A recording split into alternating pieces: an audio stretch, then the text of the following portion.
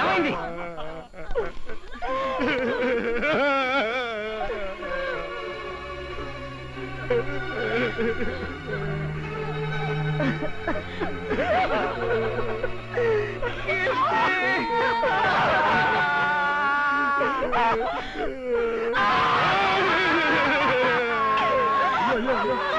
ఏంటయ్యా రాజా, టోటల్గా ఏడుస్తున్నారు ఎందుకయ్యా?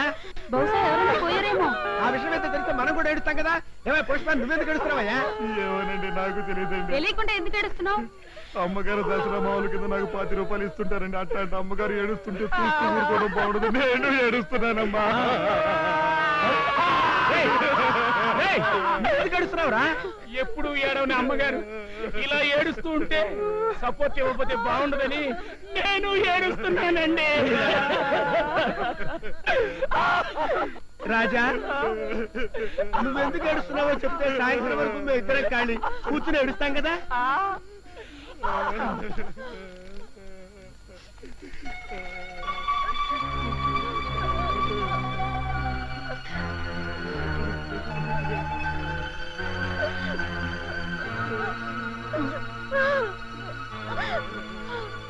ఇందులో ఏడవడానికి ఏముందండి?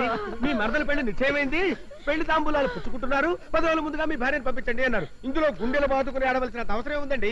బహుశా అమ్మాయిని ఏ ముసలోడుకో ఇచ్చి కట్టబెడుతున్నారేమోనండి. అబ్బే అదేం కాదు వదిన గారు. మరైతే ఎందుకు ఏడుస్తున్నావు? నేను 10 రోజులు పుట్టింటికి వెళితే ఈ నాళ్ళ పల్ల ఎవరు చూసుకుంటారండి? ఆ బాధతోనే ఏడుస్తున్నాను. అదేమిటమ్మా, నువ్వు లేకుండా ఎలా ఉండగలను అనుకోవడానికి మీ ఆయన ఉన్న చంటి కురాడా ఏమిటి? అవును, నువ్వెందుకు ఏడుస్తున్నావో చెప్పవే. నేను ఇంతవరకు మా ఆవిడ్ని విడిచిపెట్టి ఎప్పుడు ఉండలేదండి. ఇప్పుడు ఎలా ఉండడమా అని తలుచుకుని ఏడుస్తున్నాను. అమ్మా, మీ ఆయన అంటే నీకు మరీ అంత ఇదైతే నువ్వు వెళ్ళటం మానేవమ్మా. వెళ్ళడం మానేస్తే అక్కడ తాంబూలాల కార్యక్రమం ఏమవుతుంది?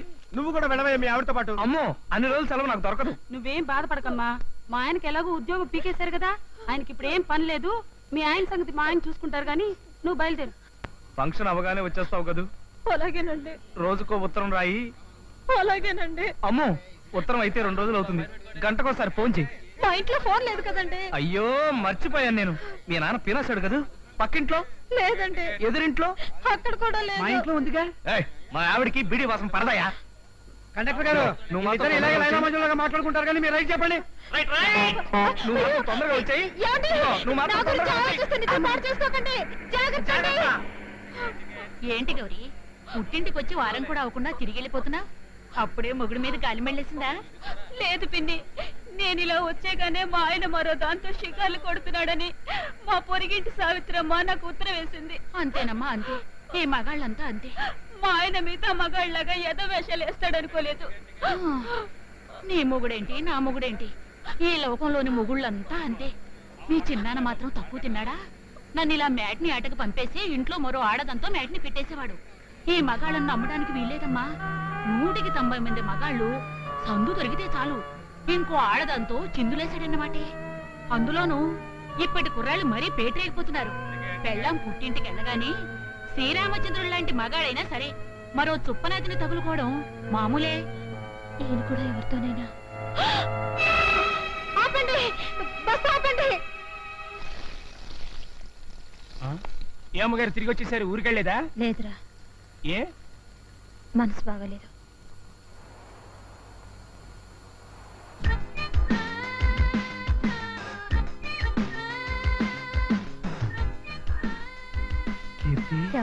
కీర్తి,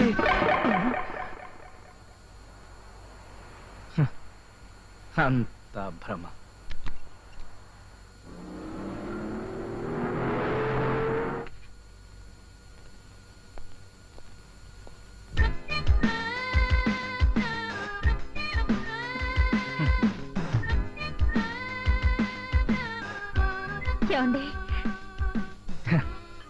చూసావా కీర్తి, నువ్వు ఊరికి వెళ్ళిపోయినా నీ నీడలు మాత్రం వెంటాడుతూనే ఉన్నాయి.